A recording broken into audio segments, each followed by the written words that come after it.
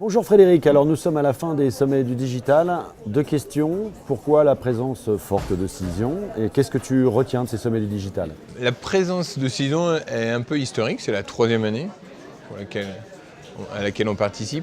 Et un des objectifs pour nous, c'est... en fait, il y a plusieurs objectifs. Le premier, c'est de rester dans le monde du digital, observer les tendances, puisque c'est quand même un monde dans lequel on évolue, comme beaucoup d'entreprises, mais c'est important notamment sur la presse digitale, les médias sociaux, etc.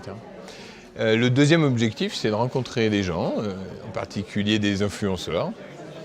Et c'est un endroit privilégié pour le faire parce qu'on peut le faire dans de bonnes conditions, conviviales, sympa et en même temps professionnel, parce qu'il y a des vraies discussions et ça nous nourrit pour le reste de l'année. Donc c'est vraiment les deux principaux objectifs. Et puis un petit objectif un peu émotionnel ou sympa qui est aussi de soutenir Xavier Vernier et son équipe depuis le début. Et voilà, c'est sympa, c'est à la Clusa.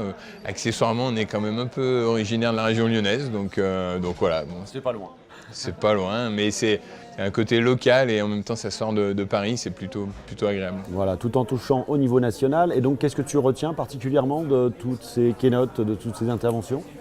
Bah écoute, c'est très varié d'abord, et la digitalisation, ça ne concerne pas uniquement les médias sociaux et les influenceurs. Donc ça, c'est à la fois, on le savait, mais ça le confirme. Et c'est intéressant parce que ça nous nécessite aussi de réfléchir autrement, nous, y compris dans notre stratégie nous-mêmes marketing et d'approche. Mais si je reviens sur notre métier, on a un postulat, on croit très fortement dans les stratégies earned media.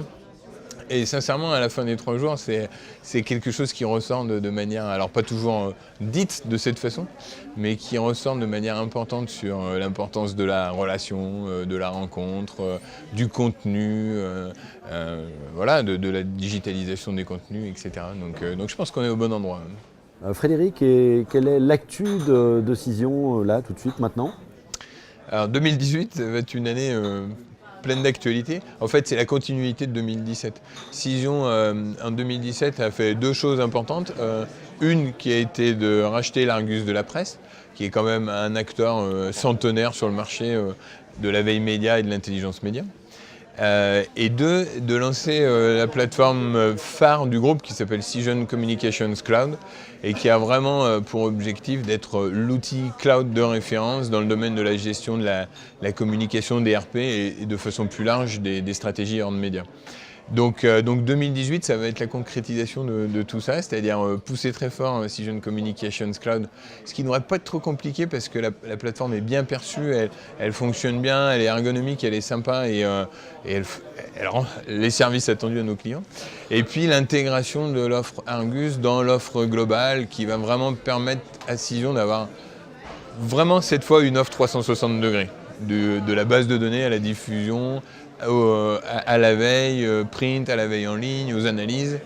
Et les analyses vont être aussi un axe important. Comment rentabiliser les actions de communication et comment faire un peu de retour sur investissement. Et dernière question, un conseil à donner à tes clients ou futurs clients? Plein de conseils. D'abord, on a 10 000 clients actifs en France. Donc autant dire que c'est quand même important sur le marché français. On a plein de belles choses qui arrivent et plein de choses qui devraient leur faciliter la vie en termes de communication et puis leur permettre de travailler plus vite, de mieux mesurer les résultats.